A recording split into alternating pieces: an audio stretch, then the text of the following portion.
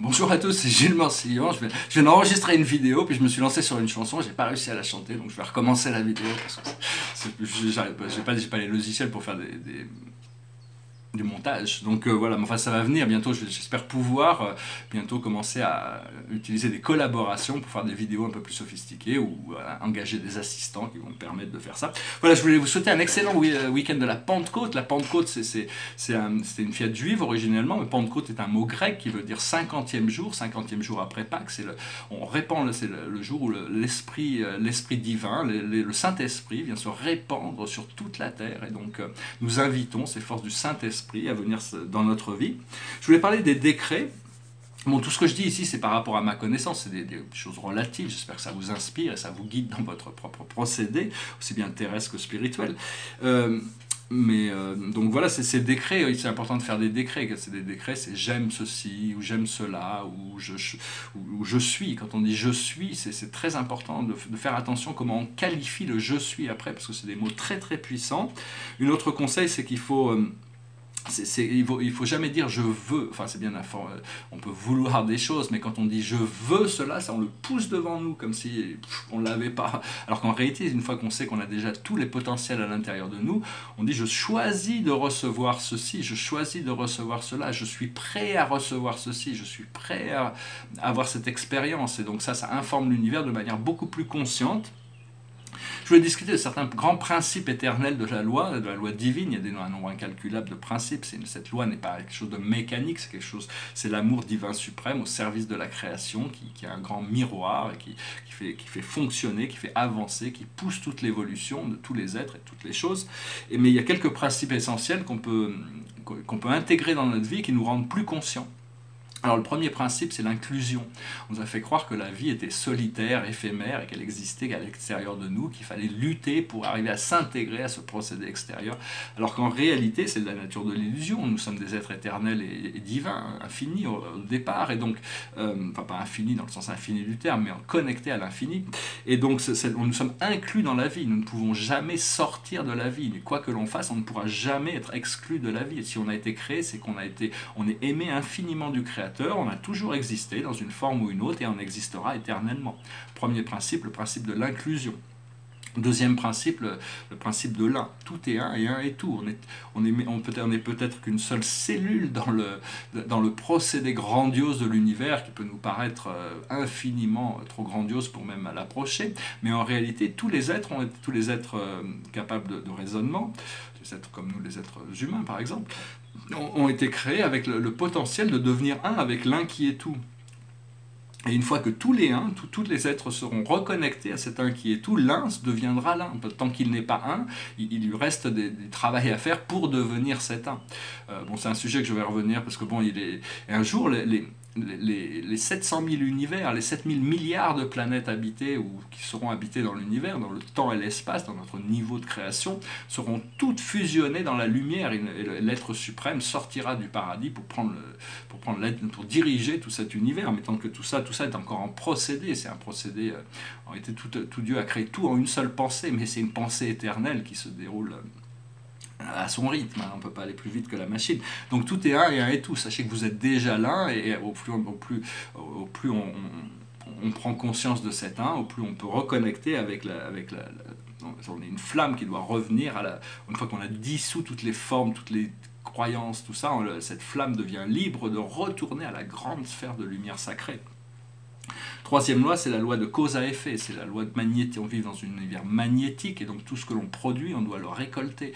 C'est la loi du karma aussi, c'est-à-dire que bon, on ne connaît pas encore donc c'est des lignes temporelles qu'on a choisies, on a choisi de s'incarner dans cette forme, et maintenant on doit intégrer, on doit harmoniser toutes ces énergies, et donc toutes les causes ont des effets, tous les effets ont des causes. Quand on passe à l'état contemplatif, on est à la cause et l'effet, et la vie se déroule naturellement sans avoir besoin de trop d'efforts, hein. C'est vraiment, mais bon, il y a quand même besoin de produire un effort pour avoir un résultat. Ça, c'est la loi de cause à effet, vivant dans un univers magnétique. Et savoir que bon, c'est un pendule qui swing, et il faut arrêter le pendule, après ça, bon, je vais revenir sur cet accès vertical, mais Donc la quatrième loi, c'est la loi des transformations. Tout est vibration, tout est en transformation éternellement. Il n'y a que Dieu qui ne change pas.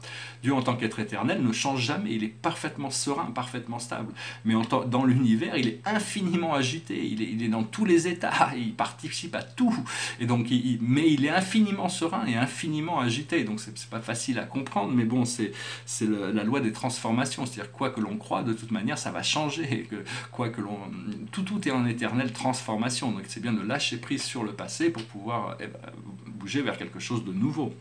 Alors oui, voilà, c'est donc le quatrième principe dont je voulais parler, c'est l'accès vertical de la lumière, parce que nous vivons sur la croix de la matière, sur l'accès horizontal du temps, à travers les lignes temporelles, mais en réalité tout est accessible sur l'accès vertical, c'est aligner nos chakras, connecter avec notre étoile de l'âme, faire circuler notre énergie vers notre étoile terrestre, qui est 30 cm en dessous de nos pieds, et la faire circuler jusqu'au centre de la planète, la faire remonter, retourner au ciel, et au fur et à mesure, on arrive à créer cette connexion, ce flot d'énergie et de lumière, jusqu'à ce que notre corps soit envahi de lumière, nos chakras deviennent unifiés dans un pilier de lumière, ce qui n'est pas bon, il y a plein de choses qu'on m'a montrées, mais que je n'ai pas encore complètement, intégré complètement, donc c'est plus difficile de parler de ces choses, mais après ça, il y a la loi de l'amour qui transcende le karma. À partir du moment où on pardonne, on fait la paix avec nous-mêmes. On n'est plus soumis à ces forces du passé qui viennent nous relier à des situations négatives par rapport au passé.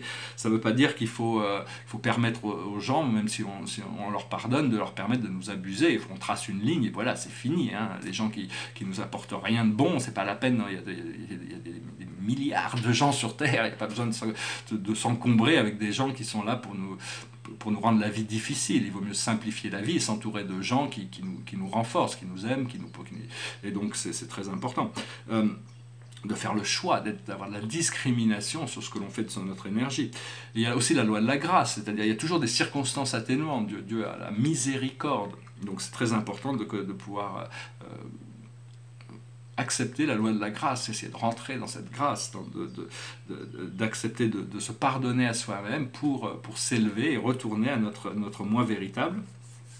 Il faut apprendre aussi de comprendre le champ quantique. Le champ quantique, c'est par rapport, c'est-à-dire que tout ce que l'on vit, c'est le résultat de causes passées.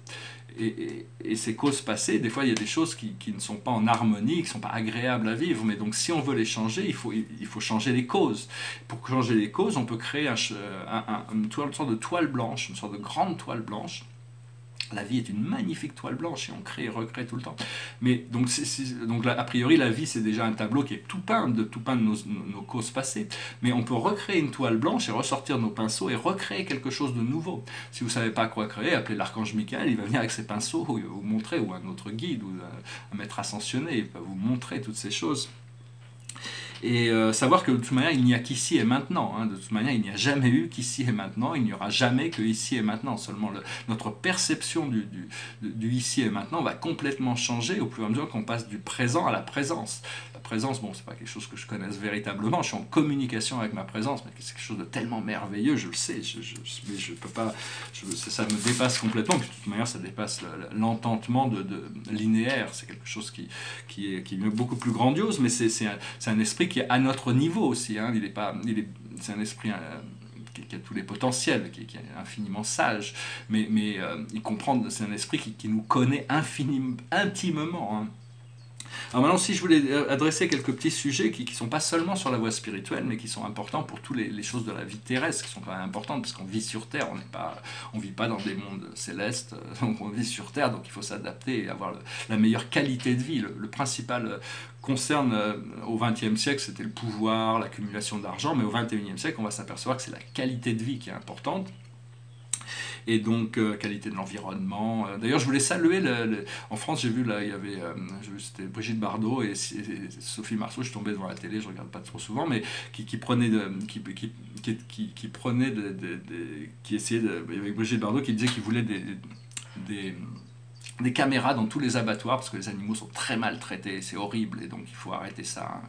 Et donc Sophie Marceau aussi qui s'engageait pas par rapport à l'abus de tous ces poulets qui vivent dans des cages, c'est absolument horrible, il faut que les animaux soient traités humainement pour pouvoir, sinon ils nous amènent du stress, ils nous amènent des maladies, ils nous amènent des tas de choses, donc même c'est mieux d'être végétarien, mais si on mange de la viande, il vaut mieux que ce soit des animaux qui ont été aimés, respectés, qui sont nourris, qui ont une vie, qui ont une vie qui corresponde à quelque chose d'humain dans leur niveau, quoi. Hein. Donc c'est important, donc voilà, on veut les saluer quand même et les remercier pour leurs actions militantes dans ce sens de protection du monde naturel. Alors bon, ce que je voulais dire par rapport à ça, c'était que c'est important d'avoir une vision, d'avoir un rêve, parce que sinon on est que dans la lutte, on est en train de subir les effets passés de notre subconscient. Par contre, dès qu'on commence à avoir des rêves, un désir, une vision, un idéal, à ce moment-là, on peut travailler jour après jour plutôt que de lutter avec nos causes, nos sources inconscientes. D'ailleurs, si vous avez une vision ultime, si vous avez des visions sur des choses, vous avez envie de les partager, je serais très heureux de pouvoir voir un petit peu comment vous voyez les choses pour vous, pour la société, si vous avez des idées que vous désirez partager. Après ça, il y a un autre principe, c'est qu'on n'est jamais en compétition avec les autres, parce qu'on ne sait pas d'où ils viennent, on ne sait pas où ils vont, on connaît personne intimement, on se connaît même peu intimement, on n'a pas encore découvert notre vrai moi, et donc on est en réalité en compétition avec notre moi passé. Un jour on réalisera qu'il n'y a pas de passé et pas de futur, il n'y a une seule réalité, mais pour le moment, il faut essayer d'évoluer, de passer d'étape par étape, et donc de passer d'une marche à l'autre. Hein. On ne peut pas passer on a une rivière à traverser, donc on doit créer tous les objectifs sont comme des pierres qui nous permettent de poser notre pied, et après on en crée un autre, et on pose notre pied, et petit à petit on avance. Et donc c'est important de savoir qu'il faut devenir l'architecte de nos propres rêves. Hein. Souvent le progrès ne peut se faire que si on sort de notre zone de confort. Alors c'est pas toujours agréable, mais tous les gens qui ont fait avancer la société ont dû faire des choses qui n'étaient pas forcément confortables, mais qui maintenant sont intégrées par tout le monde. Hein. Donc faut arriver à pouvoir accepter, si on accepte de passer, parce que l'on doit passer quand on sort de notre zone de confort pour notre évolution, pour notre plus haut bien, pour notre santé, pour notre créativité, pour notre vie, quoi que ce soit. Mais ça dépend, tout le monde a des programmations différentes, mais bon, c'est bien de pouvoir savoir qu'il faut accepter des fois de pouvoir sortir de sa zone de confort. Faut aussi comprendre que les grands succès viennent des échecs. C'est en apprenant de nos erreurs qu'on évolue. On est créé pour faire des erreurs. Le créateur est bien conscient de ça. Ce que le créateur espère, c'est qu'on ne répète pas les mêmes erreurs éternellement, qu'on puisse réparer nos erreurs et faire des nouvelles erreurs, des erreurs supérieures, hein, des erreurs plus intelligentes, pour continuer à grandir et évoluer, tout en sachant qu'on apprend beaucoup plus de nos échecs que de nos succès. Mais sachez qu'on est déjà un succès. Le simple fait d'être incarné sur Terre à ce moment précis de l'évolution par rapport à ce changement d'énergie fait que bon, on est des élus, sinon on ne serait pas là. Hein. On a eu la chance de pouvoir venir s'incarner ici. C'est bien de pouvoir aussi sortir des sentiers battus pour faire avancer les choses. Bon, des fois c'est bien de se relaxer sur des routes qui sont déjà tracées, mais la route jaune qui nous amène au magicien d'Oz. Mais bon, à un moment donné, les voiles vont tomber, les gens ne sont pas toujours prêts à voir le magicien derrière le voile. Hein, donc il faut, mais bon, à un moment donné, les voiles vont tomber, on va commencer à comprendre mieux les choses. Faut avoir aussi de la gratitude. Donc, si on a de la gratitude, on est déjà à 80% dans l'ascension, c'est-à-dire on a déjà fait 80% du chemin, c'est-à-dire avoir de la gratitude pour ce que l'on a déjà. À partir du moment où on est dans la gratitude et l'appréciation des choses que l'on a déjà, que ce soit n'importe quoi, on peut choisir, on a tellement de choses que l'on a qu'on n'est pas conscient qu'on a déjà reçu tout ça. Le simple fait de vivre ici, d'avoir ce corps physique, ces sens et tout ça, c'est des cadeaux. Hein. Et donc le fait d'avoir tout ça, ou le talent, ou nos pensées, enfin il y en a toutes sortes de choses. Déjà de pouvoir avoir la gratitude pour ce que l'on a, à partir de là on peut en demander plus, c'est normal, on a besoin de recevoir, on est prêt à recevoir. À partir du moment où on est prêt à recevoir, l'univers ne peut pas dire non, on ne dit jamais non, hein, même si c'est... Donc il faut faire attention aussi à ce que l'on demande à l'univers, faire attention parce que ce que l'on demande, on va finir par l'avoir. Hein. Il faut apprendre à parler moins et écouter plus, parce que la vie nous informe toujours de choses si on est conscient au niveau, on a un peu de super conscience, on a un peu de conscience au-delà du monde physique. Toutes nos rencontres, pas toutes, mais certaines pourront nous faire passer des messages très très personnels au-delà de la conscience des gens qui nous les communiquent, parce que l'esprit se sert de tout pour communiquer avec nous. C'est bien aussi de continuer à s'instruire tous les jours, apprendre quelque chose. La vie est une initiation permanente, c'est enrichissant de s'enrichir. Et donc les livres ce sont un aperçu de l'esprit des plus grands intellectuels qui sont passés sur Terre, toute la philosophie, la littérature, la poésie. Moi personnellement, je n'ai pas trop le temps de lire, donc je lis quand je suis dans les transports, par exemple quand je prends un avion ou je voyage ou quoi que ce soit. Mais sinon, j'aime bien faire des livres audio, il y en a plein, c'est gratuit, ça permet de s'enrichir, ça permet d'avoir un peu de la substance des choses qui ont été révélées par le passé. C'est bien, bon, je dis de parler du pardon. Le pardon, c'est faire la paix avec soi-même. Mais bon, ça ne veut pas dire de laisser les autres, c'est-à-dire il faut tout respecter tout le monde et avoir confiance dans le procédé de la vie, mais il ne faut faire confiance qu'aux gens qui sont méritants de cette confiance, sinon on va être déçu par toutes sortes donc il faut essayer d'avoir un peu de clairvoyance. Par rapport à n'importe quel objectif, il faut avoir de la patience et de la persévérance, il faut avoir du stamina. Le stamina, c'est l'habilité de ne pas se laisser distraire, quels que soient les obstacles qui se présentent, d'être toujours dans la direction de ce qui est recherché, parce que bon, tous les grands succès, que ce soit matériel ou spirituel, viennent de la patience et de la persévérance dans la constance de ce que l'on recherche. Et puis il faut aussi apprendre à prendre des risques, hein. De temps en temps il faut prendre des risques, il ne faut pas avoir peur de prendre des risques, même si on échoue sur quelque chose, même si ça permet d'apprendre des choses, ça nous permet de comprendre, ça nous permet d'avancer beaucoup plus vite, d'être plus audacieux. Et donc voilà, c'était quelques idées que je voulais partager aujourd'hui. J'espère qu'elles auront été intéressantes pour vous. Je vous remercie de vos commentaires, de souscrire, de partager. Si vous avez... je suis toujours content de voir que ces messages sont bien reçus et qu'ils sont utiles. Hein. Pour tirer quelques cartes pour avoir une guidance pour la journée. La plus haute sagesse pour nous aujourd'hui, c'est les ressources. C'est les ressources, c'est l'abondance, c'est les finances, c'est toutes ces choses. On a besoin de toutes ces ressources, on a besoin d'une abondance. C'est jamais la faute de la source si nos flots d'abondance sont fermés. C'est à nous de reconnecter avec ces flots d'abondance. La meilleure manière, c'est de sentir qu'on est déjà dans cette abondance, et à partir du moment où on ressent qu'on est dans cette abondance, ça rend les choses beaucoup plus faciles. Il faut essayer d'enlever les obstacles qui nous empêchent de connecter avec ces abondances. Bon, il y a toutes sortes de ressources, c'est pas toujours que de l'argent, des fois c'est un sens des possibilités, c'est trouver la bonne connexion, c'est pouvoir avoir la foi de faire un saut quantique et de savoir que bon, il y aura tout ce qu'il faut pour recevoir cette expérience. Donc c'est tout un travail, mais bon, c'est la plus haute sagesse, c'est de comprendre les ressources. Il y a toutes sortes de ressources aussi invisibles, des anges, des archanges qui sont des êtres très puissants, les maîtres ascensionnés aussi, qui sont là, qui peuvent nous assister. Ce que l'on doit comprendre, c'est créer, comment on crée, quels sont nos pouvoirs de création, notre corps émotionnel et notre pouvoir de création. C'est l'antimatière qu'on crée avec la peur ou l'amour. En réalité, tout vient de la séparation, qui est la peur ou l'ignorance, ou de l'unité, de l'amour ou de l'inclusion. Donc il faut apprendre à créer, arriver à mettre de l'amour envoyer des intentions positives dans toutes les choses qui sont voulues et se concentrer sur ce qui est positif. Ce que l'on doit faire, c'est l'achievement, c'est-à-dire atteindre le succès que l'on cherche, c'est le succès. Le succès est déjà là. Et le message général pour nous, c'est la confiance. C'est d'avoir confiance que le procédé est tous... Alors, une fois qu'un cycle est fini, il y a toujours quelque chose de meilleur. Une fois qu'on a arrivé à passer par-dessus les challenges qui étaient personnels dans notre conscience, on arrive à s'élever et il y a forcément quelque chose de nouveau qui arrive.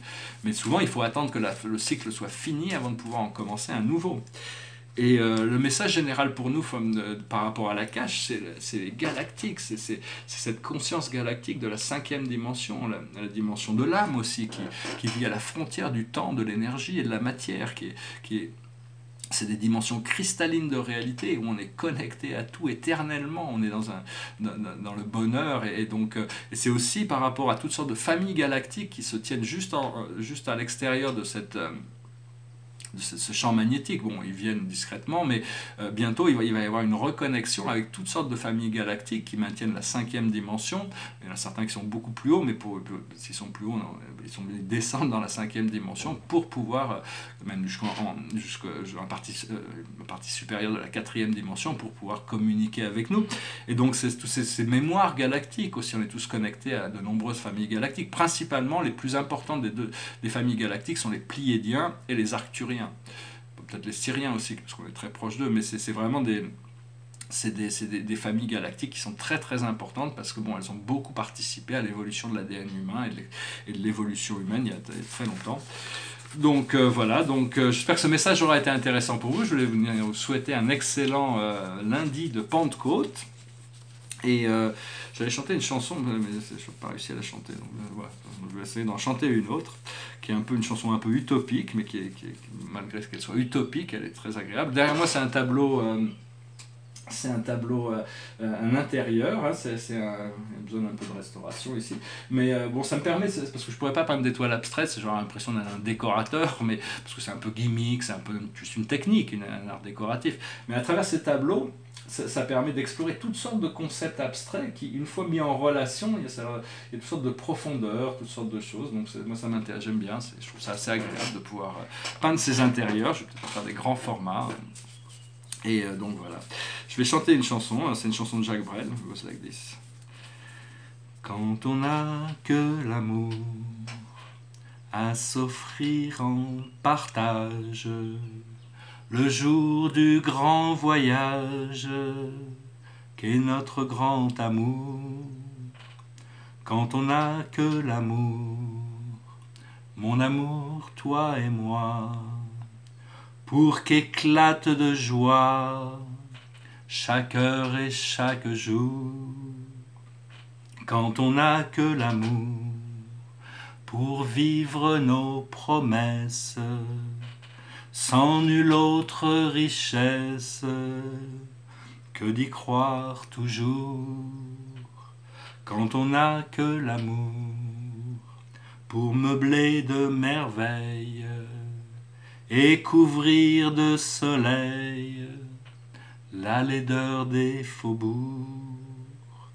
Quand on n'a que l'amour pour unique raison, pour unique chanson et unique secours. Quand on n'a que l'amour pour habiller matin pauvres et malandrins de manteaux de velours. Quand on n'a que l'amour pour offrir en prière pour les maux de la terre en simple troubadour. Quand on n'a que l'amour à offrir à ceux-là dont l'unique combat est de chercher le jour.